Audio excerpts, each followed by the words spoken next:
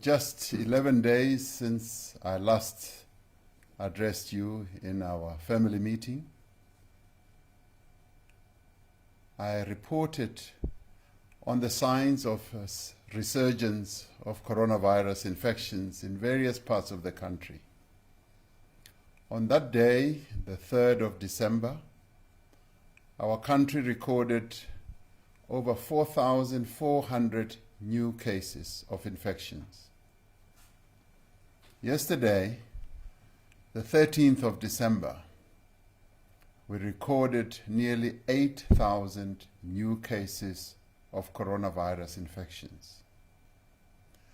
The cumulative number of confirmed coronavirus cases in our country today stands at 866,127,000. We're getting very close to 900,000 and will soon hit 1 million. These figures are a cause for great concern. There can no longer be any doubt that South Africa has entered a second wave of coronavirus infections, which we've been talking about.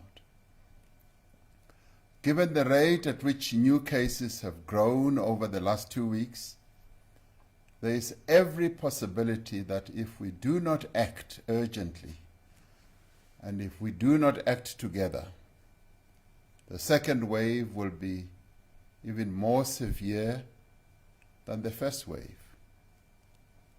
The daily average new cases nationally over the last 7 days is 74% higher than the previous 7 days. In this time, the number of new cases has increased from a daily average of around 3,800 to just over 6,600 per day. The daily average of COVID-19 deaths has increased by nearly 50% over the same period, from just over 100 deaths a day to just over 150 deaths. The 4 provinces that are leading the second wave are the Eastern Cape, the Western Cape, KwaZulu-Natal, and Gauteng. For the first time in this pandemic, most of the new infections are among young people, particularly those in the age group of 15 years to 19 years. There are probably many reasons for this massive spike in infections, but some key contributors are now becoming clear to us. Gatherings, especially social gatherings and parties, are the largest source of outbreaks. In many of these gatherings, parties as I call them, social distancing is not being observed. Venues are often overcrowded, and they are often not adequately ventilated. Hand sanitizers are not readily available, and people are not wearing masks. Many people consume alcoholic drinks at these super spreader events, with the result that people become less careful about taking measures to protect themselves and to prevent infection. The recent post-matric Rage Festival event that took place in Balito in KwaZulu-Natal is a harsh reminder of how dangerous these large gatherings can be. We now know that nearly 1,000 young people from Gauteng who attended the event have tested positive for the coronavirus.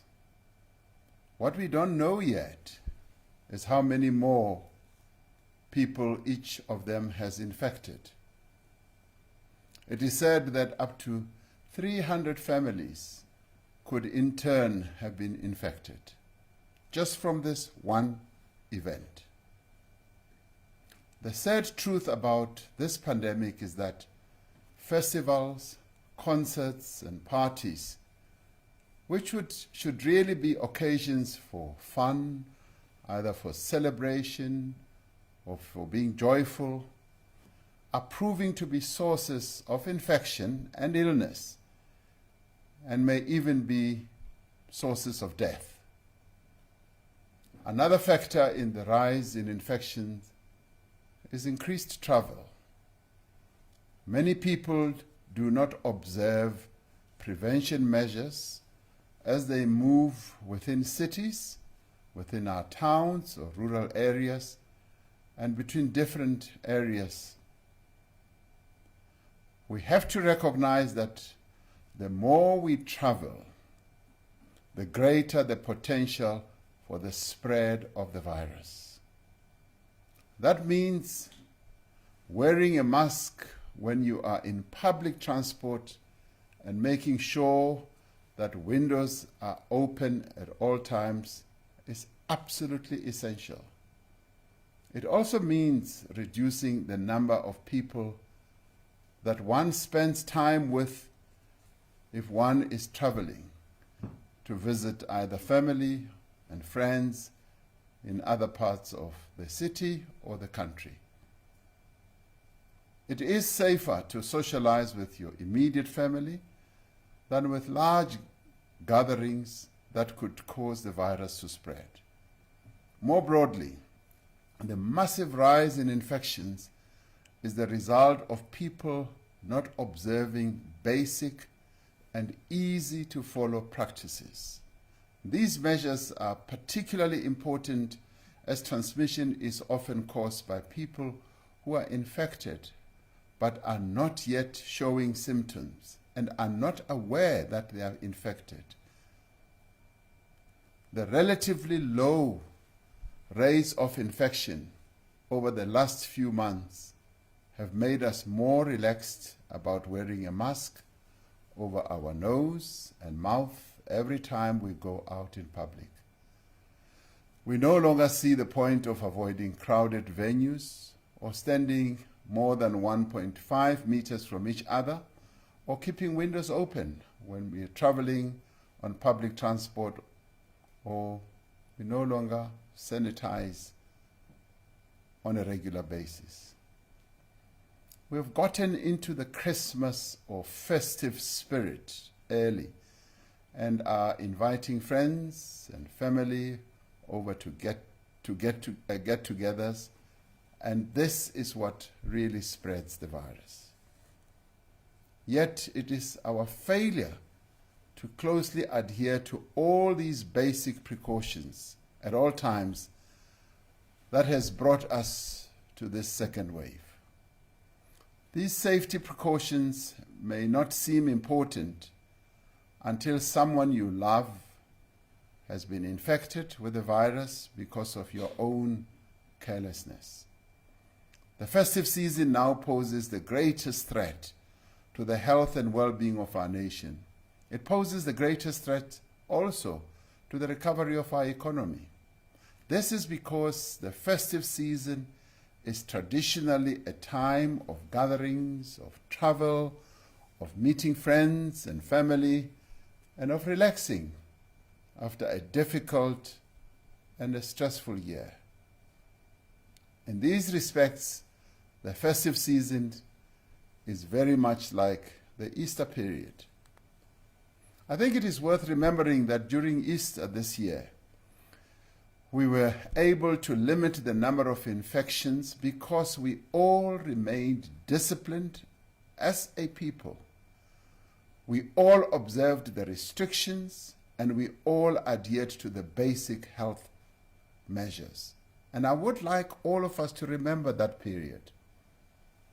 And in this regard, we recognize the sacrifices that the churches made by suspending Easter services, and indeed the contribution that all faiths have made throughout the year to preserving life. Just as we did during Easter, we need to once again adhere to the basic health protocols. We've been here before and we can do it again. If we do not do things differently this festive season, we will greet the new year not with joy but with sorrow. Many of our friends, relatives, and co-workers will be infected. Some will get severely ill, and some, tragically, will also die. Unless we do things differently, this will be the last Christmas for many, many South Africans. This is certainly what we do not want. We all want to live and let our loved ones also live. It is therefore essential that we take extraordinary measures to contain the second wave with a view to saving lives while we continue to protect livelihoods. My fellow South Africans, 11 days ago we declared Nelson Mandela Bay to be a coronavirus hotspot area, in line with our differentiated approach to the management of the pandemic. There are other municipalities that have also shown a particularly sharp rise in infections. Minister of Health, Dr. Zwelini Mkhize, has visited these areas, and after consultations with various stakeholders, Cabinet has decided to also declare the following 2 districts as coronavirus hotspots, and these are the Sarah Baartman district and secondly the Garden Route district.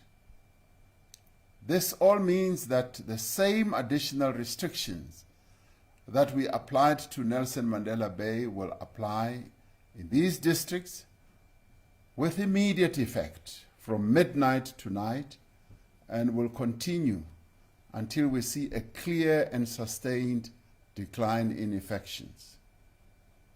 While these hotspots areas require particular attention, the festive season itself poses significant risk for the entire country. We have therefore been undertaking consultations in provinces, including at municipal level, on the measures that need to be taken to contain the second wave of infections. There have been extensive deliberations within the National Coronavirus Command Council and the President's Coordinating Council, which brings together representatives of national, provincial, and local government together, including our traditional leaders. Based on the recommendations from these meetings, Cabinet has decided that further restrictions need to be imposed nationwide from midnight tonight with immediate effect. Firstly, we will ensure that there is stricter enforcement of existing Alert Level 1 restrictions throughout the country during the festive season and beyond. This includes the requirement that drivers and operators of any form of public transport must ensure that all passengers who get into their vehicle must wear a mask. The managers or owners of buildings or places or premises, including retail stores, shopping centers, and government buildings, are obliged by law to ensure that all customers who enter their facilities or buildings must wear a mask. An employer must ensure that all employees wear masks while they perform their duties. This places a responsibility on all owners, managers, and employers, and on all of us indeed, to ensure that South Africans are safe whenever they are in any of these places.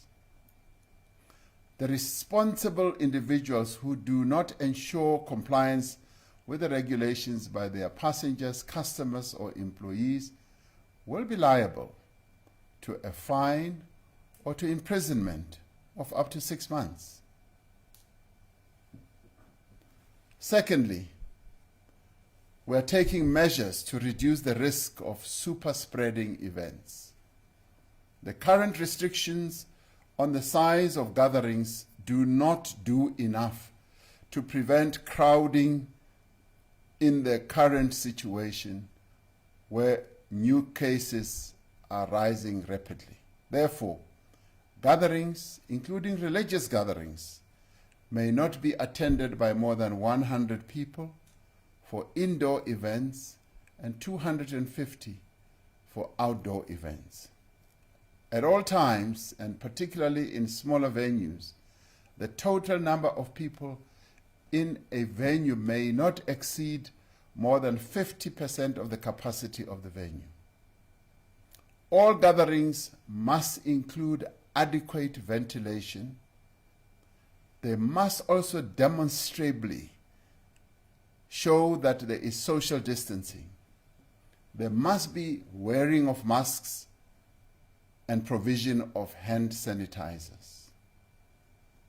Due to the potential for transmission, all post-funeral gatherings, the so-called after-tears parties, are prohibited. One of the greatest challenges we need to confront are the huge crowds that flock to our beaches and recreational parks on public holidays over the festive season. We have undertaken extensive consultation on this issue so that we can find an approach that reduces the risk of large-scale transmission while limiting the negative impact on businesses in coastal areas of our country.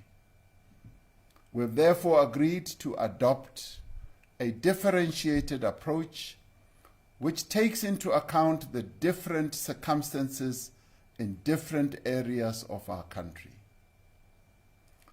In the areas with the highest rate of infection, beaches and public parks will be closed for the duration of the festive season from the 16th of December to the 3rd of January.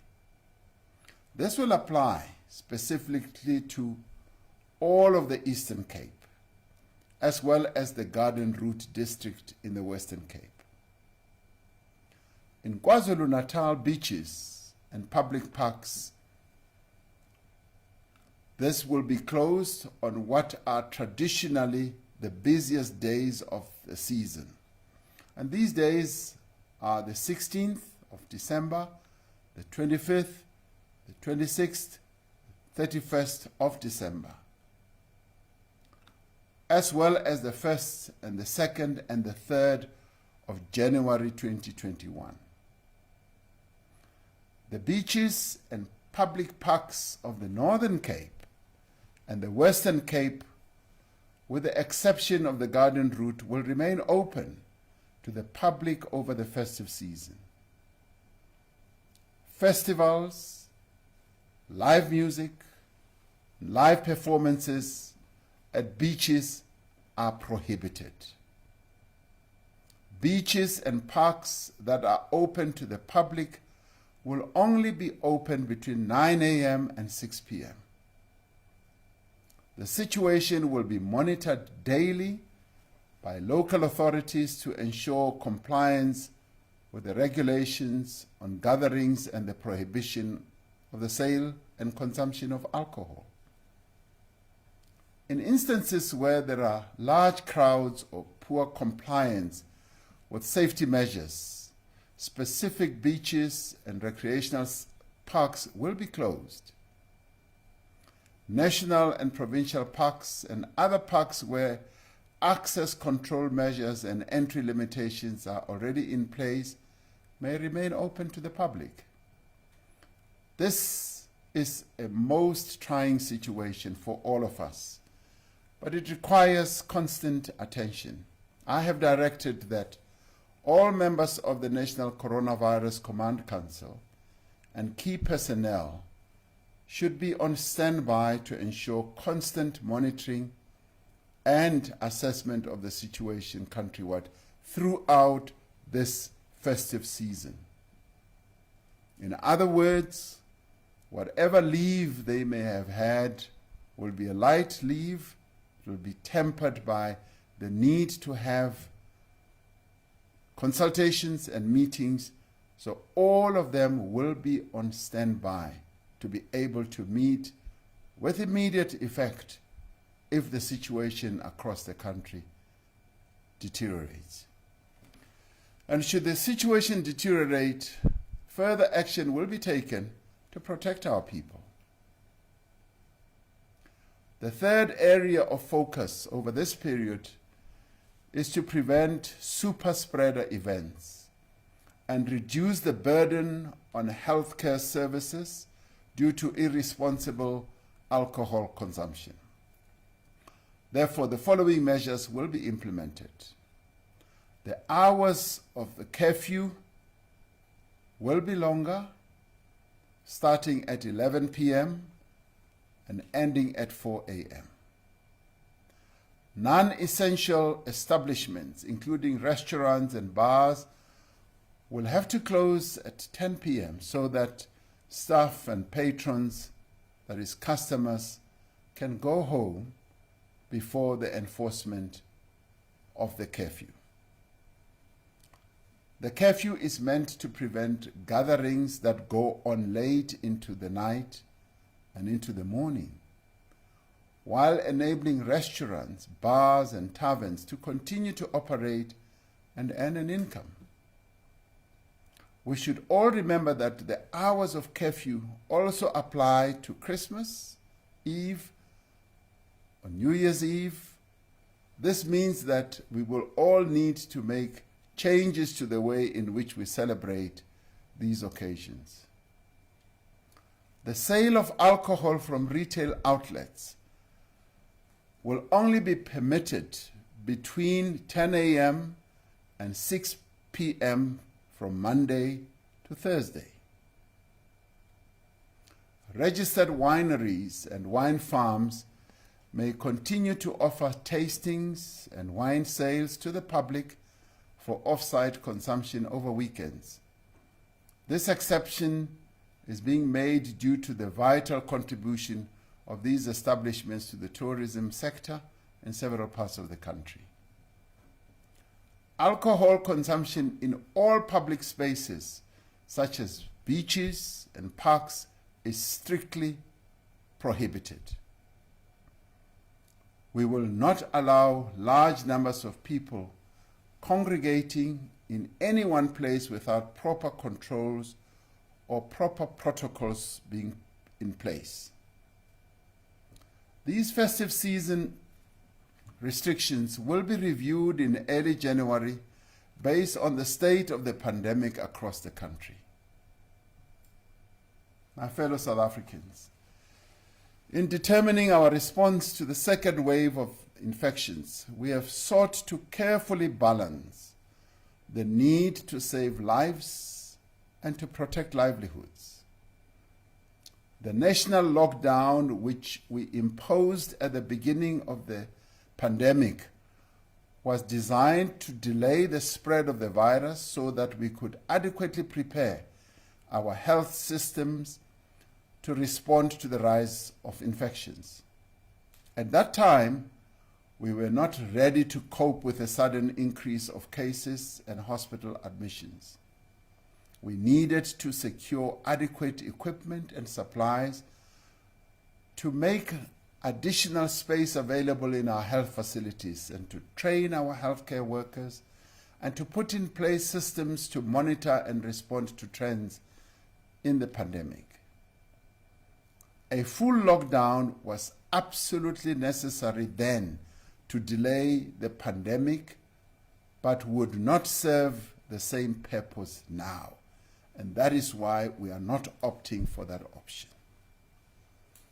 Over the past several months, we have put in place a range of measures to enhance our capacity to respond. Through the hard work of our health workers, public servants, medical experts, and scientific advisors, we have marshaled all of our resources to protect the people of South Africa and to provide care to those who need it. The measures that we took early in the pandemic and the actions of every South African have allowed us to save many lives already. Now we must protect the gains we've made and work together to contain the second wave. As we have done since the very beginning, we must act based on the best scientific evidence that is available to us. Just as our doctors, nurses, and frontline workers are working tirelessly to protect us, we must work tirelessly to protect them as well. To date, over 38,000 health workers in the public sector have tested positive to COVID-19. Of these, nearly 5,000 were admitted to hospital. Sadly, 391 health workers in the public sector have passed away.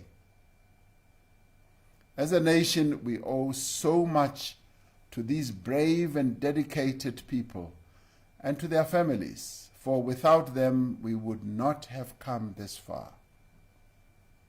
As we confront the second wave of infections, we must do everything we can to support and protect our health workers.